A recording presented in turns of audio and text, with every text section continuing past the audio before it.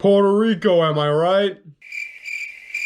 Why are they part of the U.S.? And if you didn't know that they were, then the news flash, now you do. Well, it all started on July 25th, 1898. That's a lot of 9 and 8s. Before you and I were born, probably. The U.S. launched an attack on Puerto Rico because it was one of Spain's two principal possessions in the Caribbean during the Spanish-American War. They secured the island with little resistance and only 7 deaths. They then raised the American flag, signifying ownership over the island. Because flags mean you own something.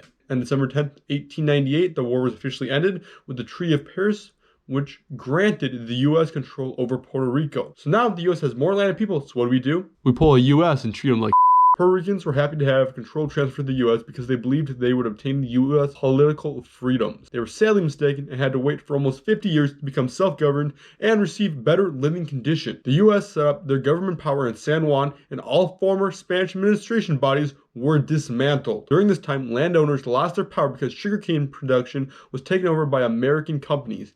Between 1898 and 1900, a civilian government was established along with the Forker Law in April 1900. It should have really been called the Fuck You Law because it denied American citizenship and imposed trade tariffs while only helping the Puerto Ricans set up a local government led by a governor who was controlled by the USA. Puerto Ricans soon realized they didn't have much voice in American policies, causing them to want one of 3 outcomes: statehood, self-government, or independence. In 1917, they were partially heard when the U.S. passed the Jones Act, which created a legislative branch and extended citizenship to the Puerto Ricans. Alongside government, there is always money, and America wanted to profit from Puerto Rico's lucrative sugarcane and tobacco farm. The Library of Congress website had this to say: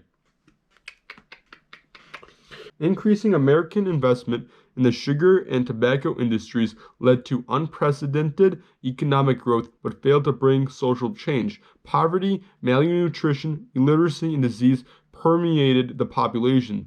Such social stress induced a wave of low-income Puerto Rican workers to migrate to the United States, particularly during the 1930s when unemployment on the island was approximately 65%. Not good. That's what I have to say about that. Things get better though for Puerto Rico.